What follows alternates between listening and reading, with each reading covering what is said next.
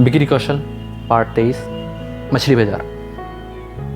जब कोई ग्राहक आपसे कोई प्रश्न पूछता है तो वास्तव में उसे आपके उत्पाद के बारे में कोई संदेह नहीं होता। वे तो यह देखना चाहते हैं कि आप अपने उत्पाद के बारे में कितने आत्मविश्वास, निश्चयपूर्वक और उत्साह से बात करते हैं। भले ही मैं उड़ीसा में पला बढ़ा हूँ, लेकिन मेरे पूर्वज बंगाल में रहते थे। बंगाल मुख्य रूप से 3 चीज़ों के लिए जाना जाता है। एक देवी काली, दूसरे घर का एक ऐसा कर्ता पुरुष जिसकी बुद्धि और मन उसके बेटे के गुलाम होते हैं, वह भद्रलोक, और तीसरी चीज़ जो कई लोगों को पसंद और हजम नहीं हो सकती, वह है मछली।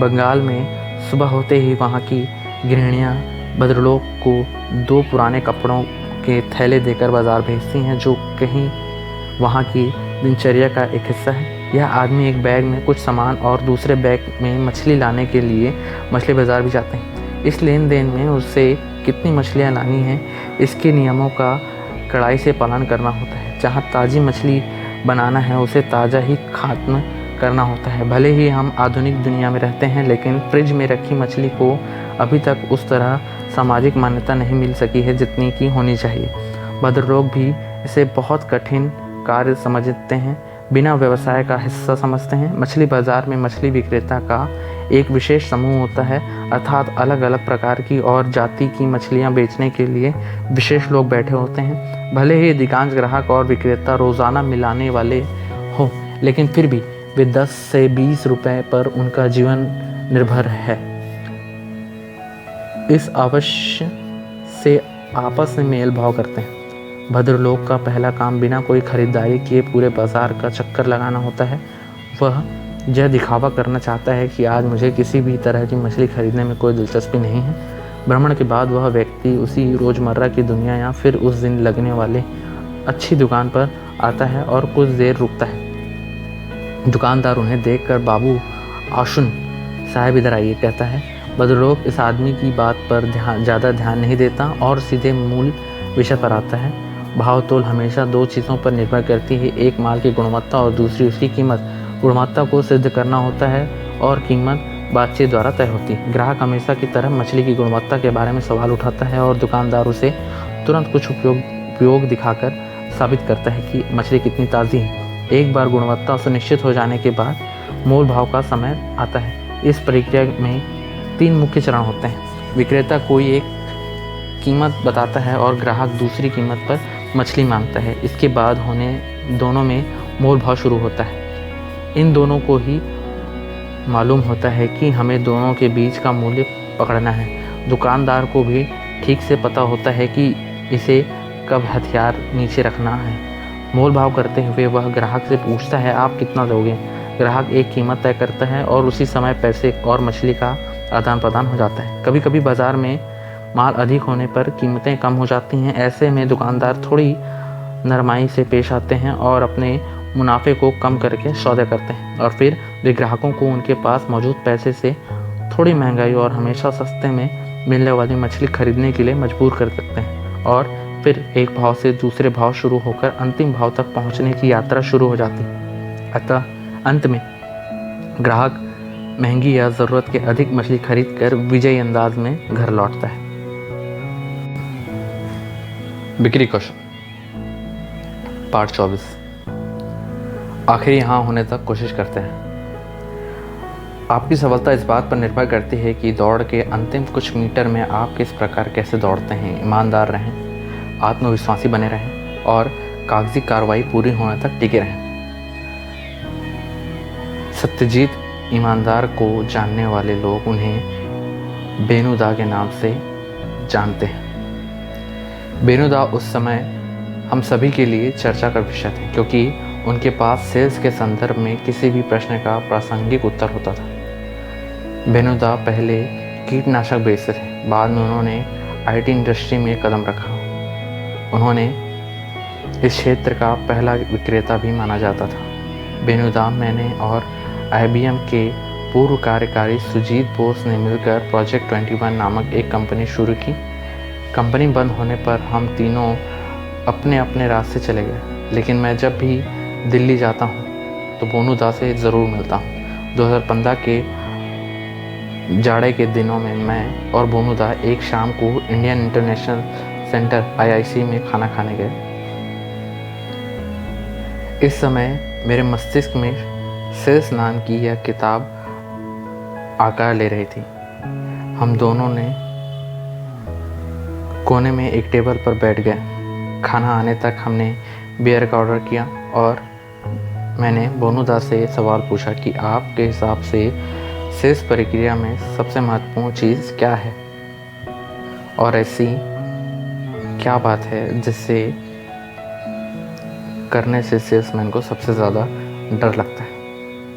उनकी तरफ से कोई जवाब नहीं आया। मैंने फिर से अपना प्रश्न दोहराया तो मैंने अंदाज़ा लगाया कि उन्होंने पहली बार प्रश्न सुना है। बहुत सोच विचार करने के बाद उन्होंने उत्तर दिया, क्लोजिंग। लोगों को ऑर्डर प्राप्त करना अत्यधिक मुश्किल लगता है। वे अच्छे ग्राहकों की तलाश करते हैं, उनसे मिलने जाते हैं, उनके सामने प्रेजेंटेशन देते हैं और ग्राहक उत्पाद को पसंद भी करते हैं। इसके बाद परीक्षा का समय आता है। वे अब डील को अंतिम रूप देना चाहते हैं, ऑर्डर लेना चाहते हैं, प्रोजेक्ट फाइनल करना चाहते हैं और डील पर ग्राहक के हस्ताक्षर करवाना चाहते हैं और यहीं पर सेल्समैन लड़खड़ा जाते हैं। आपको क्या लगता है कैसा क्यों होता है? जब हस्ताक्षर करने का समय आता है या फिर ऑर्डर फाइनल करना होता है, यह कहने के लिए वह सही शब्द नहीं ढूंढ पाते हैं और सबसे महत्वपूर्ण और सबसे बड़ा डर तो जो सेल्समैन के मन में होता है वह होता है कि रिजेक्शन।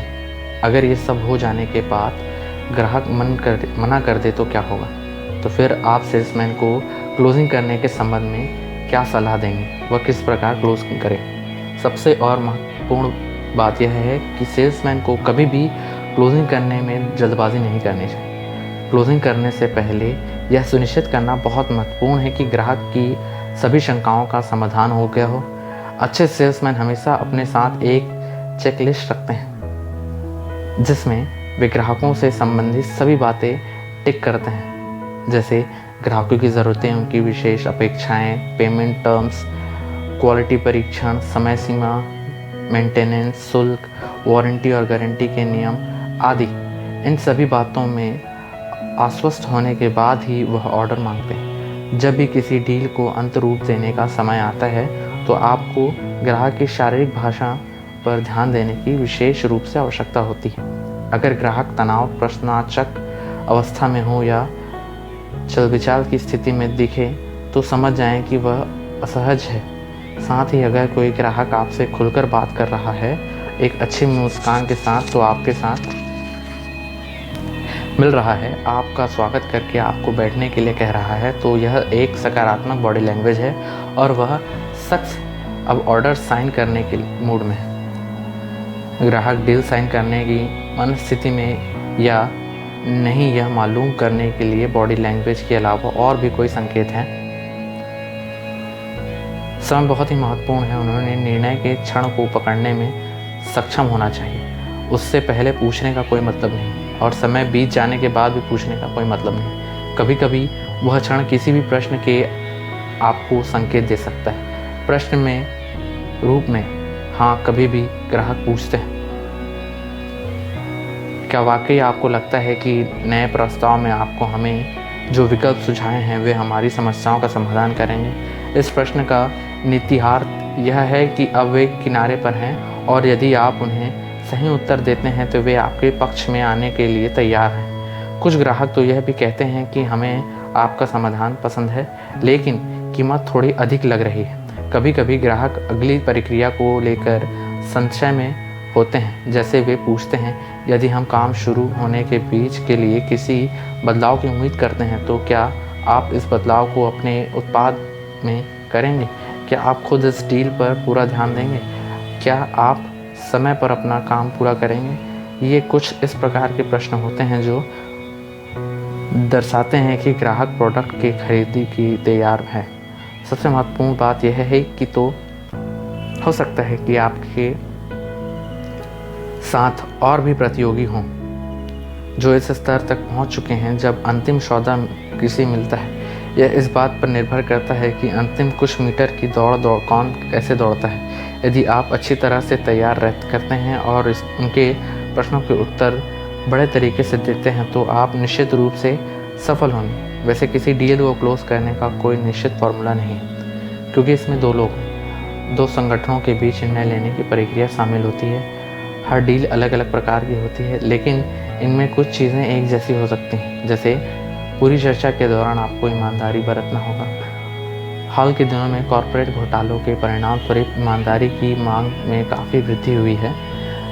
क्लोजिंग एक अत्यधिक नाजुक विषय होने के कारण इसमें उतावलापन ना दिखाएं। ग्राहक आपके सेल्स टारगेट को पूरा करने के लिए आपका सामान नहीं लेते, यह हमेशा याद रखें। आप सभी आवश्यक जानकारियों को पूरा करें और साथ ही सुनिश्चित करें कि ग्राहक की सभी समस्याओं और शंकाओं का समाधान हो गया हो। उसके पश्चात ही हाथ मिलाने का समय निश्चित करें। अगर आपको अभी भी संदेह है कि वह हाथ आगे बढ़ाएंगे या नहीं, तो उनकी आंखों में देखें, मुस्कुराएं और उनसे पूछें कि मैं आपके लिए और क्या कर सकता हूँ। और आखिरी लेकिन अत्यधिक महत्वपूर्ण बात की, भले ही वे जो कुछ भी कहें वह सच होने के बावजूद दस्तावेज़ों की पूर्ति के बिना कोई भी डील पूरी नहीं होती। बेनुदा से मिलने कर आने के करीब एक हफ्ते बाद मैं एक क्लाइंट के पास डील क्लोज करने गया।